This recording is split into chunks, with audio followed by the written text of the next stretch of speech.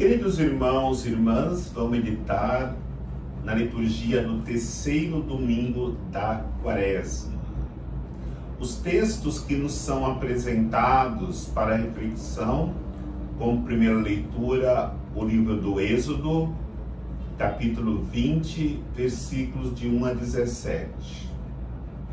O salmo responsorial é o salmo 18. A segunda leitura da primeira carta de São Paulo aos Coríntios, capítulo 1, versículos de 22 a 25. O Evangelho é o Evangelho de São João, capítulo 2, versículos de 13 a 25. A liturgia da palavra nos convida à reflexão sobre três grandes realidades. Primeira leitura, a nossa relação com Deus a partir de não buscarmos a idolatria, de santificarmos o dia do Senhor e vivermos os seus mandamentos. A segunda realidade encontramos na segunda leitura, que é a realidade da fé. E no Evangelho, a terceira realidade, que é a purificação do coração, a purificação das nossas vidas. E para refletirmos nestas realidades, quero começar refletindo a partir dos mandamentos. É importante nós sabermos que os mandamentos que foram dados para Moisés, para que ele pudesse passar para o povo de Israel, eram realidades que todos, independente da religião, era obrigado a viver. Por que era obrigado a viver todos os povos? Porque na realidade os mandamentos são leis naturais que todo ser humano já nasce com elas gravadas em seus corações.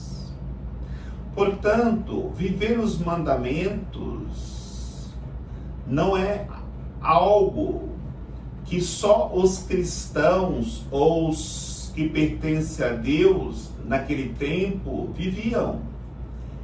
Existiam já em nações pagãs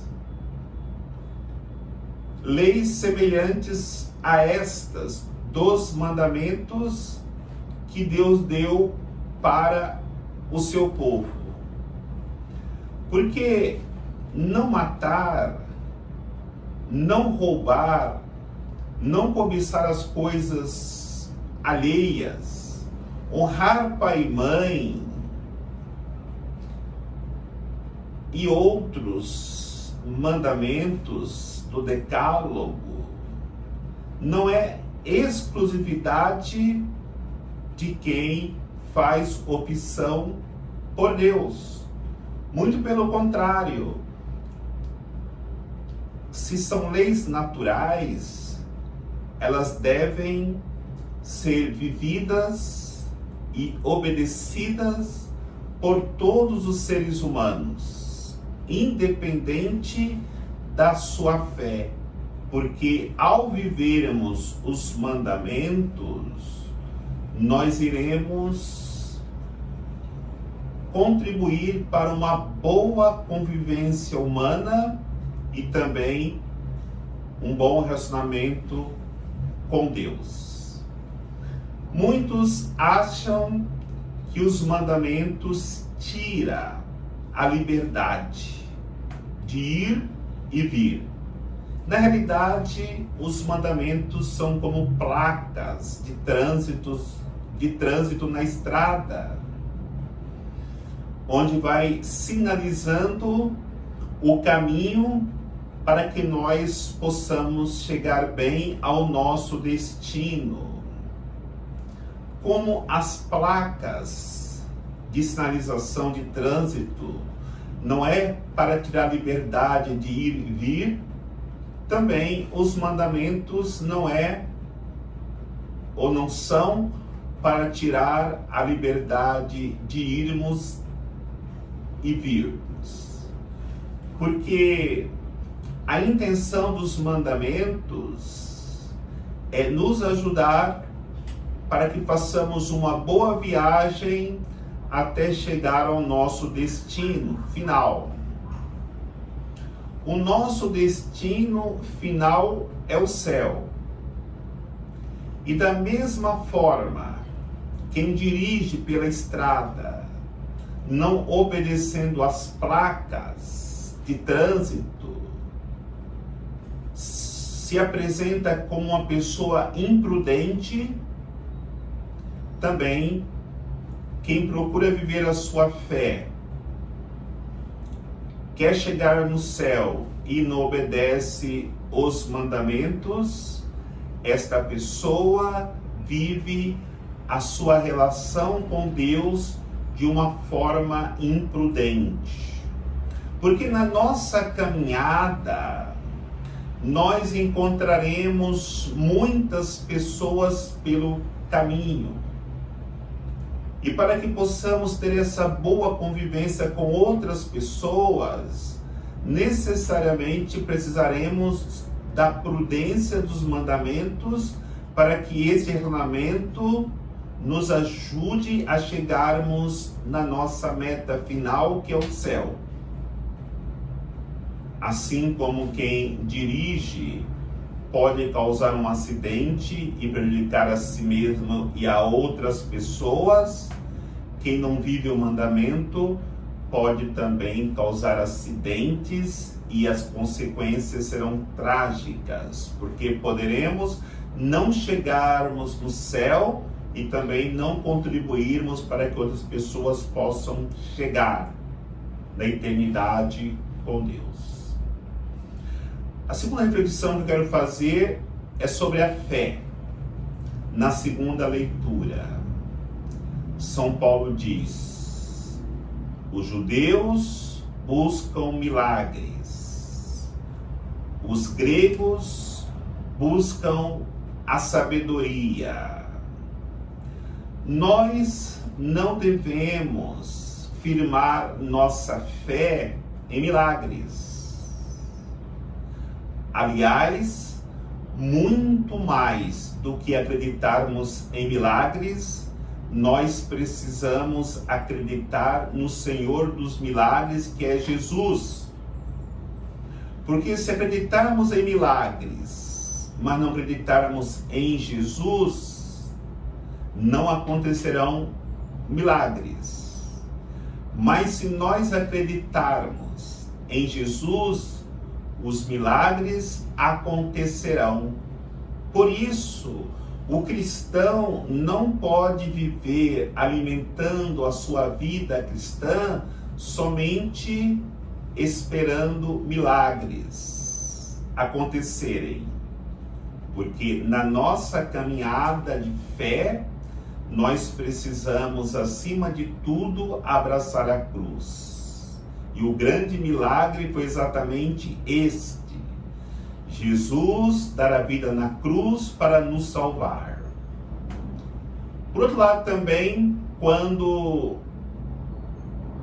São Paulo diz que os gregos buscam a sabedoria, nós também não podemos encontrar a fé na sabedoria. Porque a sabedoria do mundo, que é ligada à razão, ao conhecimento, é incompatível com a fé. Porque a fé é nos lançarmos nas mãos de Deus, no escuro, enquanto a razão, a sabedoria que vem do mundo, ela quer e precisa constatar com os olhos que aquilo de fato é real, fisicamente falando. Por isso, como acreditar que uma mulher ela dá à luz sem conhecer um homem e ainda mais ela permanece depois de dar à luz virgem? Como acreditar que num pedacinho de pão, no pouquinho de vinho, acontece a transubstanciação e ali se torna o corpo e o sangue de Jesus Cristo? Como pode se acreditar pela razão que Deus tão glorioso, tão esplêndido, se encarna e se faz homem? Como acreditar pela razão que Jesus ressuscitou Lázaro, o filho da viúva de Naim, e fez tantos prodígios e milagres, senão unicamente pela fé? Por isso é preciso que nem tenhamos a nossa segurança em milagres e muito menos tenhamos nossa segurança na razão, mas a nossa fé deve ser fundamentada no nosso conhecimento de Cristo. E o Evangelho fala da purificação, que precisamos purificar as nossas almas.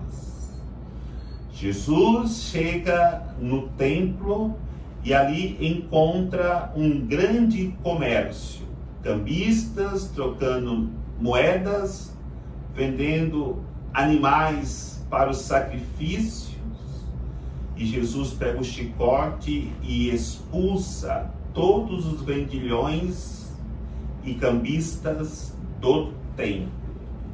É muito importante nós olharmos para as nossas próprias vidas e refletirmos se o templo do nosso corpo também não se tornou um lugar de comércio, de vendilhões. E aí é algo mais profundo para ser refletido.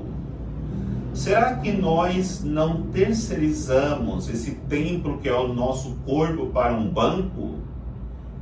No sentido de só pensarmos em ganharmos dinheiro, só pensarmos no financeiro, só pensarmos em trabalharmos dia e noite, sem ter tempo para Deus e nem para a família?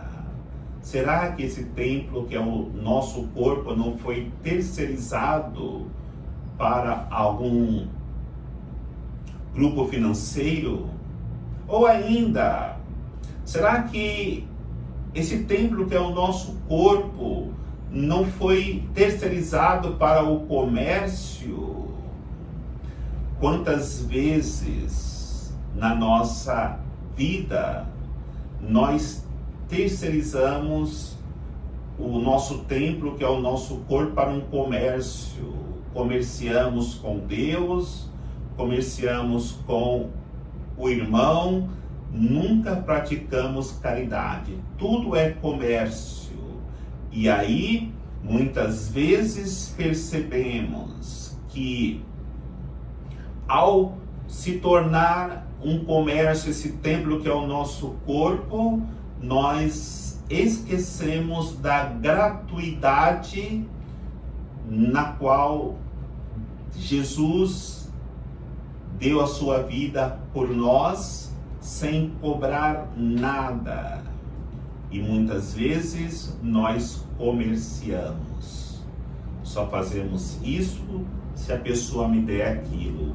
Só vou na missa se Deus me der aquilo que eu quero. Só rezo o terço, o rosário, na hora que eu estou precisando de alguma coisa. Ou pior, podemos ter terceirizado esse templo para um ponto de drogas. Porque, de fato, essa é a realidade. Se a droga faz mal para o corpo físico, espiritualmente, a droga da vingança, a droga dos ciúmes, a droga do orgulho, da inveja, da maldade, da falta de perdão, destrói este templo. Ou ainda, que é outra realidade muito séria, podemos também ter terceirizado este templo para um bordel. Neste mundo pansexualista, pornografia, relações íntimas antes do casamento, busca de prazer desenfreado, nós muitas vezes corremos o risco de terceirizar este templo de Deus para ações impuras que destrói o templo. Se qualquer desta realidade ou dessas realidades tem acontecido conosco, deixemos Jesus pegar o chicote e expulsar tudo aquilo que foi terceirizado no nosso corpo, que é o templo de Deus. Deixemos Cristo purificá-lo e dar para nós uma nova condição de vida. Por isso, voltemos, se terceirizamos o nosso corpo a vivermos os mandamentos, a viver uma fé pura, com o único desejo de agradar a Deus, vivermos uma pureza de alma e de coração que só acontecerá naquele que não tem medo de deixar Jesus dar as chicotadas necessárias, chicotadas das tribulações, chicotadas das dificuldades da vida, para que possamos novamente voltarmos a ser um lugar de oração. A casa do meu Pai é um lugar de oração. Esse templo que é meu corpo é um lugar de oração. Que o Senhor nos abençoe. Em nome do Pai, do Filho e do Espírito Santo. Amém.